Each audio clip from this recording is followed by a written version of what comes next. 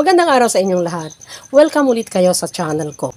Para dun sa mga bago, ang channel ko ay nagbibigay kaalaman at idea tungkol sa poultry farming at egg marketing business. Kaya naman sa araw na to, saktong-sakto, ang pag-uusapan natin ay tungkol sa pagbaba ng egg production ng mga layer natin. Siyempre, specifically yung mga caged layer. Siyempre, kasama na dyan ang brown breed at saka white breed. Ano nga ba talaga ang dahilan? Ano ang mga rason kung bakit bumababa ang egg production nila? Kasi syempre, no, may mga panahon na bumababa talaga yung production. At nangyayari ito kung halimbawang mainit na mainit ang panahon. Kung malamig na malamig ang panahon. Kung naglulugon sila. Kung yung ilaw ay tinitipid mo sila. Yung feeds na ina-alter mo. Siyempre, nagtitipid ka kasi mahal ang feeds. At, ang higit sa lahat, no, yung may sakit sila. So, yun yung mga rason kung bakit bumababa ang egg production nila. So, bakit bumababa ang egg production pag mainit ang panahon? Kasi, una, hindi sila nakakakain ng tama. Dahil mainit, hindi sila masyadong kakain. Kahit nga tao, di ba? Tapos, mas preferred nilang uminom ng tubig na lang kaysa kakain sila ng yung ration nila. Kaya, pag summer, napapansin niyo, hindi nila masyadong nauubos ang pagkain nila. So, yung requirement nila, hindi nila nakukuha. Kahit na gusto mong ibigay yung full na requirement nila, yung kailangan nila sa age nila at kailangan nila sa panahon na yon, araw na yon, hindi nila nakukuha yung sustansya, yung nutrients, no? Kasi nga, kulang yung intake nila, kulang yung kinain nila. Yung space na dapat para dun sa pagkain nila, napunta na dun sa, para dun sa tubig. Kasi marami silang inintake na tubig. So, yun yung isang rason. Number 2 rason, yung malamig na malamig ang panahon. Yung talagang, di ba may panahon naman na, hindi na, kahit na tayong mga tao, hindi natin kinakaya yung ginaw, di ba? So sila, bumababa rin yung production nila kasi nga, sa halip na kakain sila ay yuyup-yup sila. At hindi rin sila masyadong iinom ng tubig. Yun yung panahon na medyo makulimlim. Yung kahit na limbawa may artificial light sila, kulang pa rin yung ilaw kasi nga makulimlim maghapon. So kaya ang ginagawa ng mga malalaking poultry farm, no, pagka medyo makulimlim na ang panahon, nag-iilaw na sila ng mas maaga. Ganon, dinadagdagan nila yung ilaw para hindi masyadong bumaba yung egg production.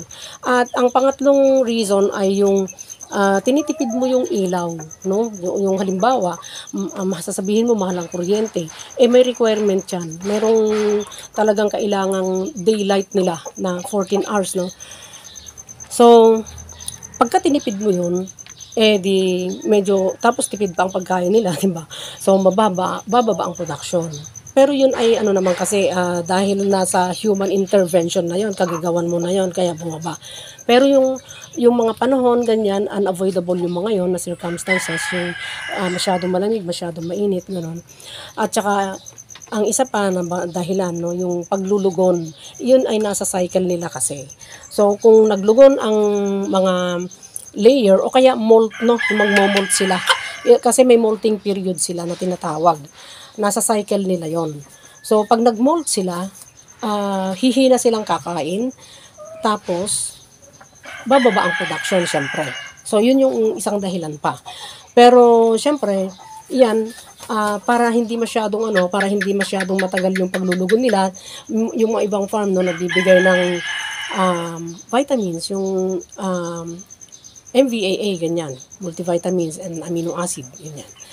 Tapos, at saka yung anti-stress, kasi stress din para sa kanila yung pagmomold. And then, yung isang rason pa ay yung feeds na tinitipid, no? Yung feeds na tinitipid. Kasi nga, yung feeds na tinitipid, hindi nila kuha lahat, no? Yung ina-alter mo, hindi nila kuha lahat yung dapat makuha nila na sustansya, nutrients para sa araw na yun. Nasabi ko na yata yun kanina. Binalikan ko pa. Tapos, yung isa, yung diseases. Alam nyo, itong diseases, siyempre hindi na iwasan minsan yan, di ba? Pero kung marunong ka talagang mag-manage ng ng layer mo, maiiwasan yung sakit. So, yung diseases, yan yung rason kung bakit minsan bumababa ang egg production. At may mga sakit na bumababa lang bahagya kasi pansamantala lang yung sakit na yon. Pero merong sakit na pag bumaba na yung production, lumambot pa yung shell ng itlog, pababa ng pababa hanggang mag-zero, yun na yung NCD na tinatawag. So, yun yung magiging problema mo kung tinamaan ng ganon. Yun yung isang sakit na talagang nakakapagpababa ng egg production bukod pa dun sa ibang mga sakit. Siyempre, kung kahit na anong sakit dyan, bumababa ang production ng layer. Pero kagaya din ng tao, 'di ba? Pagka may dinaramdam, hindi masyadong magpe-perform. Kapag malakas, di syempre masigla, magpo-produce ng maganda, 'di ba?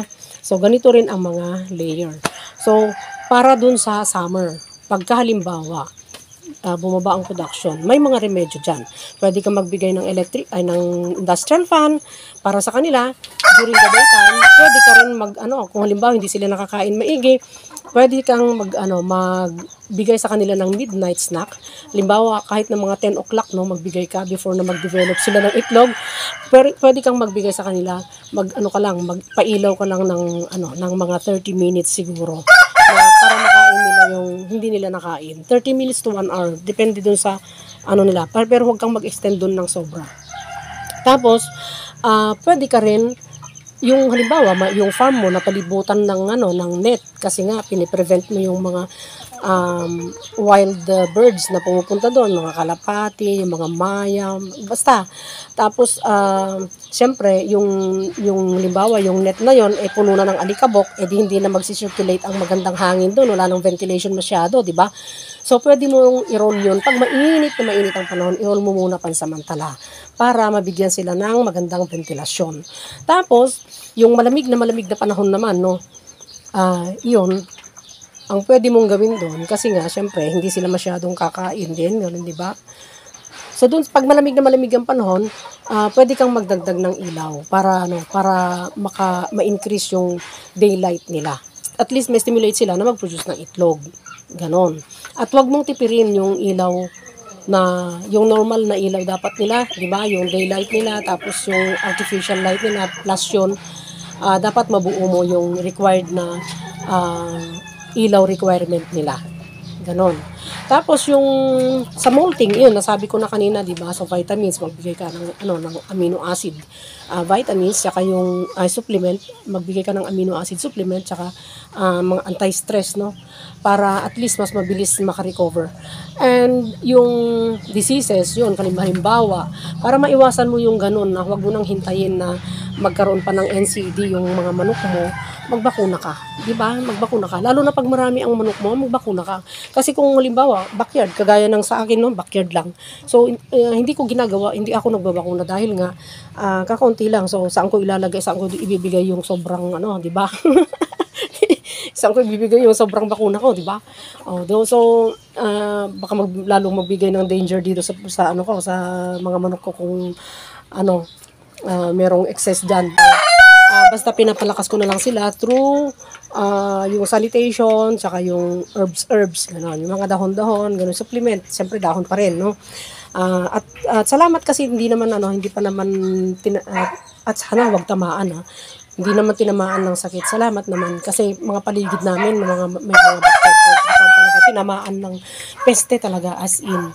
So, yun, kung marami ang manok mo, magbabakuna ka talaga kasi required dyan. Hindi po pwedeng hindi ka magbakuna pag marami ang manok mo kasi hindi mo maiiwasan yung incident na magkakaroon yung isa. Di ba? Pag halimbawa, tinamaan yung isa, di sabay-sabay na yan kasi lalo na pagka mahaba yung drinker nila, di ba? Yung tinutukaan nila, umaagos na gano'n, di ba? So, yung water nila, yun yung isang magta-transmit ng disease din. Tapos yung hangin, di ba? Kaya, tapos dikit-dikit sila, direct contact din, di ba? So, in short, magbakuna ka. And then, magbigay ka ng mga supplement pagka lalo na pag nangingitlog na sila, nasa peak production sila, kailangan may supplement sila dahil sila ay produce ng produce araw-araw, di ba? So, binibigyan ka ng itlog araw-araw, kailangan bigyan mo rin sila ng pampalakas araw-araw. So, para maiwasan yung sakit. Ganon. Sana may naiambag na naman ako na konting kaalaman dito sa video ito ngayon. At sana yung mga tanong ninyo ay nasagot kung ang tanong niyo ay ito. Siyempre yung mga bago, huwag kalimutang mag-like, mag-subscribe at pakihit ang notification bell para sa susunod na mga videos ay ma-notify kayo. At thank you sa mga sharer, yung mga likers, yung mga bumabalik, no? Yung mga bumabalik na subscriber, yung mga kahit na hindi pa nakakabalik. Thank you kasi nandyan lang kayo. Hihintayin ko ang pagbabalik ninyo para panoorin ng mga video ko. At salamat sa inyong lahat. Sana pagpalain tayong lahat.